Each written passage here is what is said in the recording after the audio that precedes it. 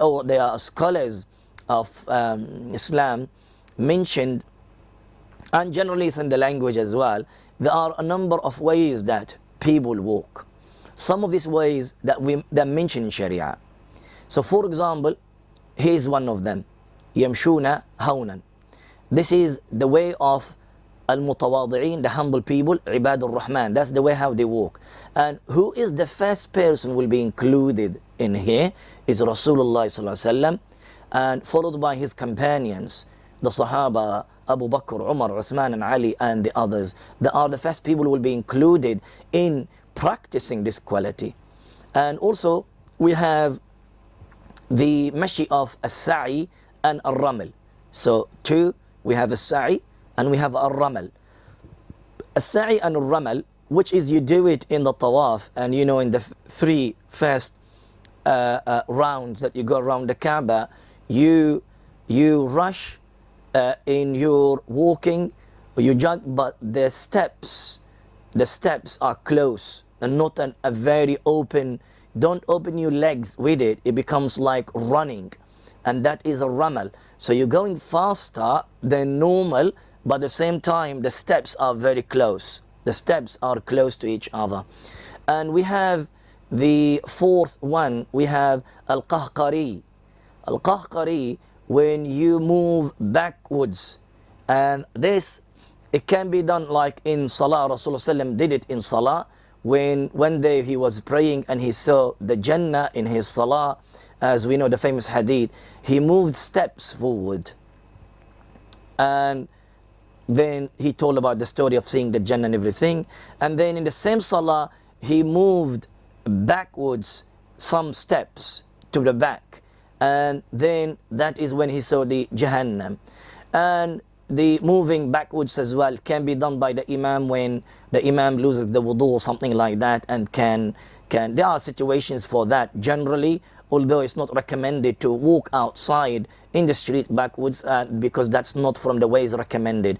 It has its own situations and its own timing to do it, and not all the time. And there is the walk of at-tabakhtur. At-tabakhtur, Rasulullah naha an mishyat at-tabakhtur. At-tabakhtur is the way of opposite of this one, which is al-hawn. You're going like this, you know, people how they move their right, they wear right and left. Well, at-tabakhtur, it changes from a time to another time, from a time of Jahiliyyah time to the time of the nowadays that what we have. There are different ways people of walking. They walked outside in the street, and these are not allowed ways, because the way of showing takabbur, the way of showing tabakhtur, and that is not right. The only time at-tabakhtur is allowed, it is in jihad time. Rasulullah allowed the believers to have a tabakhtur, to scare and to show that they are brave, and they are, is a style of dealing with the enemies during the battlefield. So that is the only situation where it's allowed. And we have other ways that mention the language, and this is what famously mentioned in the seerah or the life of the Rasulullah sallallahu alaihi wasallam. So الَّذِينَ يَمْشُونَ عَلَى الْأَرْضِ هَوْنًا. When they walk hawn. They don't make too much sound, they don't make too much attention. They are humble, and they don't look around, they don't look right and left and back, and someone who is and this is one of the ways are not allowed or disliked in way how the Muslims walks. You walk hawn, mutamatawad, humble, and not very fast and not very slow in between that. And you protect and you look after the whatever in the street, females and people around there. You don't look into the awrat of the people, the muharramat that around you, and in your way is humble. And that is the first quality. Second quality, Allah subhanahu wa ta'ala said, وَإِذَا خَاطَبَهُمْ الْجَاهِلُونَ قَالُوا سَلَامًا. And whenever were spoken, or the jahilun spoke to them, talked to them, then the believers, Ibadur Rahman, قَالُوا سَلَامًا. So now who are al-jahilun? Al-jahilun is a general word. Al-jahil, it can be anyone who is, literally means the ignorant. And the ignorant, because this ayah was explained You are a believer, you walk in the street, you can be spoken by disbelievers and you can be spoken by the believers. So what is the meaning of salaman and what's the meaning of a jahilun? And because of that, you see the ayah use the word that used, it can include both of them. So al-jahil, the ignorant, and the one who did not believe in Allah subhanahu wa ta'ala, did not follow the message of Rasulullah sallallahu alaihi wasallam, is a jahil, is an ignorant, because he did not take and believe in the correct knowledge and the correct way. And because of that, he's an ignorant person. And the person who committed sins from the believers, commits sins and showing the arrogant and trying to show the evilness towards the other believers, he's a jahil as well. Whenever we commit sins, we are committing with the jahil. We are a jahil. We are ignorant because we are not in the right path, in the right way. So whenever a person from Ibadur Rahman, let's say you, me, anyone, if you want to test yourself, خاطبهم الجاهلون, they were spoken and talked by al-jahilun, they spoke to them, al-jahilun spoke to them, what they would say, what they respond, what they reply, قالوا سلاما, they would say salam. Some scholars, they say the salam here, the normal salam, which is, you know it, and that's a salam, salamu alaikum. That is a view, but this view is poor view, is not strong view. The other view, they're saying salam is a word, it means good things. You say something good to prevent and to calm the other side down, to calm them down and to prevent yourself of problems on issues because they don't deserve it. They don't deserve your attention. So something, good words. Salaman means say good words to them. And saying good words to them is just to calm them down and to move on. Okay, the third meaning, salaman, is from the word tasalluman. At-tasallum, it means trying to move away and be in peace, which is closer and similar to what we said earlier, which is saying something good words in there. So قالوا salaman, they said good words or a few words that to calm the other side. So let's say now you are walking the street, one of the Muslim brothers who there is a problem between you and him, or just maybe there's no problem, he say to you, oh, this and that, he will just say bad words to you or something, will call you. And of course, when they khatabahum here, they spoke to them in a bad way. It's not just when they speak to you. When they speak to you, respond a normal way. If it was a normal way. Here, this occasion or this particular scenario, if they say something bad to you, then say something good to them to calm. This is, I'm talking about the Muslim, the believer. Say something good so this person can calm down, because it's a jahil, isn't it? How you deal with the jahil? وَأَعْرِضْ, Allah subhanahu wa ta'ala said, خُذِ الْعَفْوَ وَأْمُرْ بِالْعُرْفِ وَأَعْرِضْ عَنِ الْجَاهِلِينَ. And that he said it in the other ayah. وَأَعْرِضْ عَنِ الْجَاهِلِينَ. It means that just make i'rad, move away. These jahil, they don't deserve much from your attention, and the best way of dealing with them, calm down, give them a few words here and there and move away from that. ادفع بالتي هي أحسن السيئة فإذا الذي بينك وبينه عداوة كأنه ولي حميم. Means when there is something between you and the other one, and the best thing, ادفع بالتي هي أحسن, say and give the best, the good out of you. So the one you have problem with him, كأنه ولي حميم, will calm down. They can't even do something. It's a nature, it's a human nature, isn't it? قل لعبادي يقولوا التي هي أحسن. Allah said to Muhammad, قل لعبادي, say to my slaves, يقولوا التي هي أحسن. They say التي هي أحسن, the good, the best out of them. So to calm them down, because at the beginning he's a Muslim. At the end, so from the beginning he's a Muslim. I don't want, because of his Islam, because he's a believer, you brother in Islam, you sit in Islam, you don't want to harm them. Secondly, at the end, he is a jahil. So take it from this level. I'm imitating and following the steps of Muhammad sallam, I should not talk to the jahil in that way. Leave them, move away from them, because you're a jahil. I will not talk to you in that way. But don't say it, because by saying this, you're creating more between you and the other ones. Say just a few words. Okay, thank you, Jazakallah khair, thank you. It's noted, thank you, fine. And you move, something like that. That if it was a believer. If it was a disbeliever, now this ayah was revealed in Mecca. So a number of tabi'een, they said this ayah is being upgraded. So it means that mansukha, the hukum, the ruling here, if you're talking about disbelievers, the hukum is not valid anymore, because this ayah was revealed in Mecca. In Mecca, Rasulullah was ordered to have sabr, was ordered to say peace and salam to everyone in Mecca, because they don't have the power. And later on Medina, no one can stand and say something and point a finger or raise a word or say a word to the Muslim. Why? Because their land, their states in there, they will be punished for everything they say it and they do it there. So that will not be valid for the Muslims after that. So he's saying this is one of the ayat was being, nusikhat, upgraded by the ayat to sayf, whatever the ayah in the ayat to sayf usually refer to that in Surah At-Tawbah. And therefore, this will not be applicable for the Muslims after that.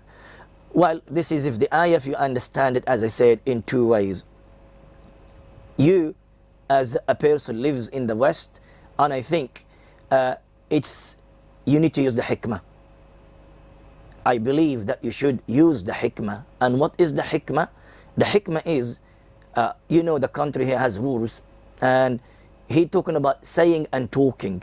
What you say, what you talk. So you need to be careful what you say. Sometimes the hikmah says that you should not say, I'm not saying to say bad things, you should not continue the debate or the talking or the argument with the person. And sometimes it requires you to say something in there, because otherwise they will look at you as a Muslim as you're khawar and you are coward and all of that. And you don't want to have that image to be seen by the others for the Muslims. It doesn't mean that you go and fight, because we have rules in here, there are a system that followed in here, and everyone will take his or her or their haq. But you say what it should be said at that time, as defending yourself or as showing something in there, and do not keep quiet. Use the hikmah. I'm not saying you should use that or use that. Use the hikmah, and the hikmah you have to decide it at the time, on the spot, at that situation, or the time that is required. This is as a situation that you are in, although I said to you the rule that mentioned by the scholars in all days. So this is second quality. Let's take it now, the Ibad al-Rahman between Ibad al-Rahman, between themselves. And in this way, we will enjoy it more. Let's leave believers on the side. So, عباد الرحمن الذين يمشون على الأرض هونا. Now look to yourself, do I do that? Do I, when I walk outside, I forgot to mention something. When I walk outside, do I walk in a nice way? I'll come back into this point. And when I have an issue, a Muslim brother or someone here and there, وَإِذَا خَاطَبَهُمُ الْجَاهِلُونَ قَالُوا سَلَامًا, or you're going to use all the bad words that you know them in your dictionaries, you're going to use them at the time. So that is, look at yourself. And especially when you get annoyed in the early morning with the traffic or here and there, and you have to rush into something, and you have been like stopped by this, by that.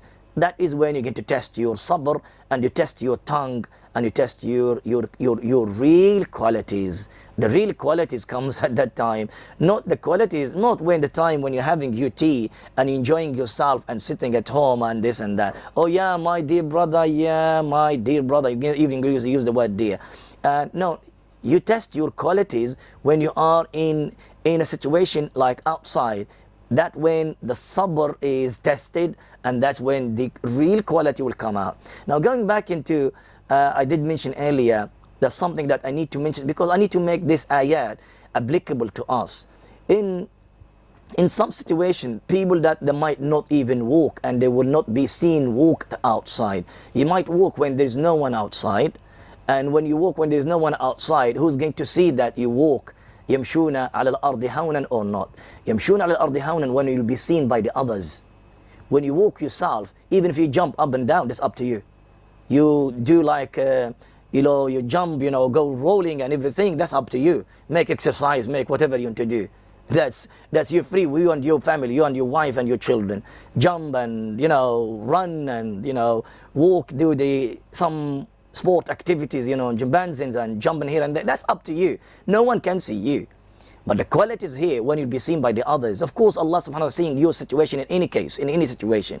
But now, yamshur al-ardi hawnan, because what is the quality? Is tawadu'. At-tawadu' is humbleness. That is being seen by when you are with the others, amongst the others. Now, some of us will not be even seen walking amongst the others, will be seen driving. And that is the situation, is the crucial one for many people. I see myself when I drive a small car, an old car, and I know myself when I drive a big, a new, expensive car, and especially when it was 4x4, it's higher, and you see the other cars down. And it's when I just put not even my foot, I put my toes in the accelerator, I feel the car goes boom, goes fast. That is the time when the feeling inside you. I'm saying something, you might be clear and pure of that. I'm talking about myself. I'm talking about myself. When I drive my wife's car or some other people's car and I feel the speed in the car and I feel that I am higher than the others, I get scared. I'll see that feeling of that the car, that when you drop your child, you come in front of the other kids or other people and you're driving nicely, you're going 30, you're going even be less than that, but the feeling inside you, so that's, you have to be careful with that. You have to be really careful with that feeling. That feeling, you should be very, very careful with it. And that is possibly the time when you get to show yourself, and with the way how you drive, with the way that you feel by going with the others, is absolutely at the end between you and Allah subhanahu wa ta'ala. And Allah knows at the time, are you showing off with that, or you are humble with that? So that is, may Allah subhanahu wa ta'ala protect us all from these bad qualities, and may Allah subhanahu wa ta'ala keep us with the best all the time. Okay, then Allah subhanahu wa ta'ala said, وَالَّذِينَ, two qualities, we finished them. Now the third one, وَالَّذِينَ يَبِيتُونَ لِرَبِّهِمْ سُجَّدًا وَقِيَامًا. Now we came into what we said earlier about al-layl wal-nahar. وَهُوَ الَّذِي جَعَلَ اللَّيْلَ وَالنَّهَارَ. Now, more explanation of that, the quality now here, وَالَّذِينَ يَبِيتُونَ لِرَبِّهِمْ. And from their qualities, those الَّذِينَ يَبِيتُونَ, bata yabitu means spend all his night. It means the night time. It doesn't matter whether you are sleeping or whether awake, but spending, using the night time. Al-bayat, bata yabitu, bayat. Al-bayat is the night time. لِرَبِّهِمْ, they spend the night time, يَبِيتُونَ لِرَبِّهِمْ, as if means that the whole night, لِرَبِّهِمْ, to their Lord.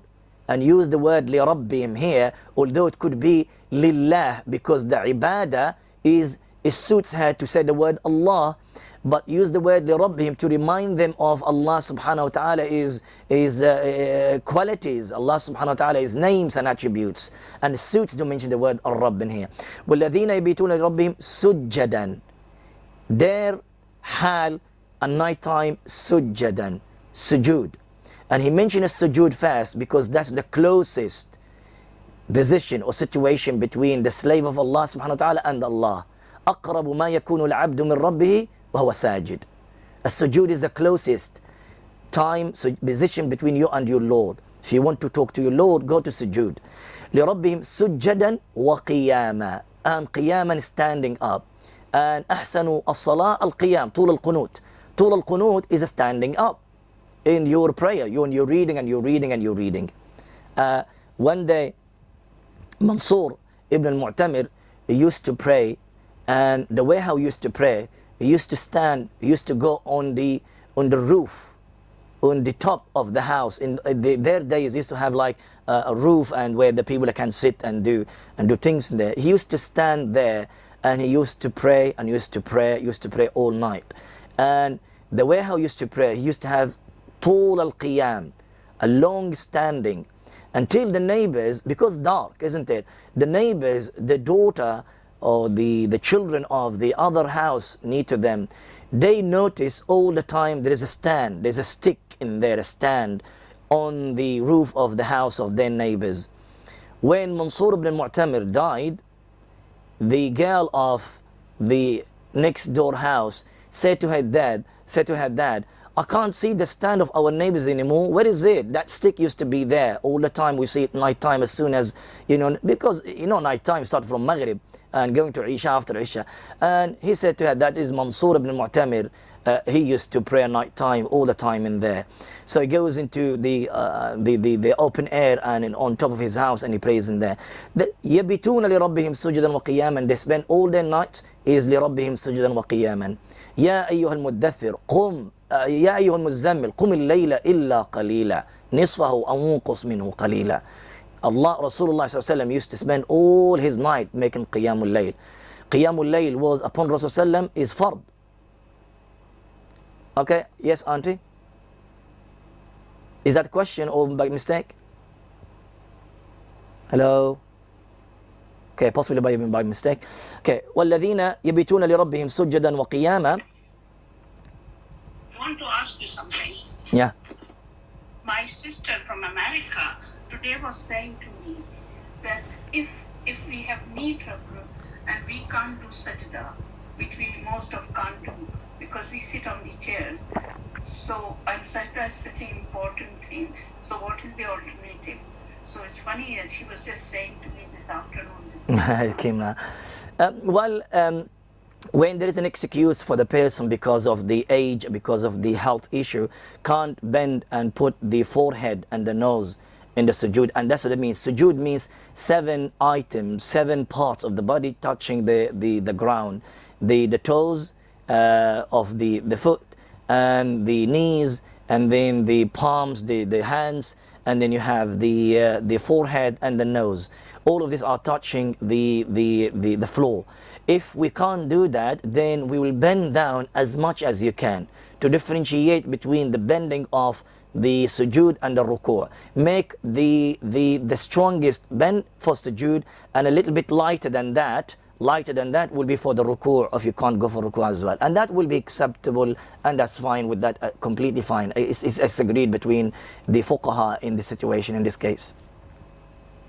Okay, so وَالَّذِينَ يَبِتُونَ لِرَبِّهِمْ سُجَّدًا وَقِيَامًا. The first person who practiced this quality, Rasulullah sallallahu alaihi wasallam, the Sahaba radiyallahu ta'ala anhum, starting from the Khulafa al-Rashideen and after that, they used to spend their nights in making Qiyamul Layl.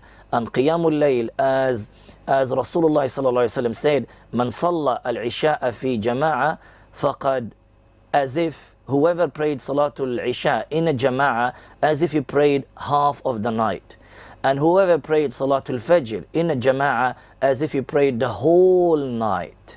And also Rasulullah or Ibn Abbas said, whoever Qiyamul Layl, and you'll be counted making Qiyamul Layl, and you made your night, if you pray after your Isha, if you prayed a number of rak'at, even 2 rak'at after that, you'll be counted as a one who made Qiyamul Layl, and you'll be counted as people, because that's from a layl. And especially with nowadays, we have a night which is long, and you pray Isha early, you have a time to pray a few rak'at, a number of rak'at, and that will be Qiyamul Layl, and will be valid even if you don't wake up at night time in the last part of the night, which is the best. There is the best and the complete period or time, and there is below that, which is the minimum that you can do.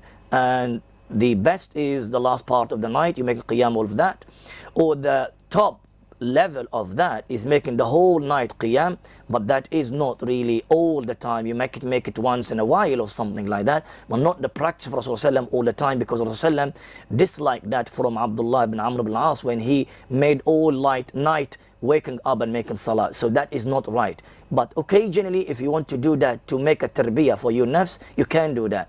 Below that, you have qiyam of the last part of the night, and below that, which is the practice, and that you can do it regularly, which is making qiyam in some parts of the night, whether the beginning of the night, middle of the night, or end of the night. And at least you pray 2 rak'at and you continue. Khairul a'mal, the best of deeds, what you continue to do it all the time, better than to make a lot in one time and another time and then you stop doing it. Okay, because of the time, inshallah, we have more to say about the ayah وَالَّذِينَ يَبِتُونَ لربهم سجدا وقياما, and the rest of the qualities, inshallah ta'ala. May Allah subhanahu wa ta'ala make us all amongst the ibad ar-Rahman, and may Allah subhanahu wa ta'ala grant us Jannat al-Firdaus and enable us to enter Jannat al-Firdaus and be with Rasulullah sallallahu alaihi wasallam, with al-Anbiya, with the Shuhada, with the Salihin, wa hasuna ulaika rafiqa. May Allah subhanahu wa ta'ala forgive our sins, the sins of our parents, our shuyukh, and our beloved friends and families. And may Allah subhanahu wa ta'ala grant us all and all those all who are requiring and wanting the shifa and the cure for their problems and sicknesses. And may Allah subhanahu wa ta'ala forgive and have mercy upon our beloved ones who left us and they died. May Allah subhanahu wa ta'ala forgive their sins, and may Allah subhanahu wa ta'ala raise their states in Jannat al-Firdaus. At the end of this lesson, subhanakallahumma bihamdik, ashhadu an la ilaha illa anta, astaghfiruka wa atubu ilayk. Jazakumullah khair. See you inshallah next week.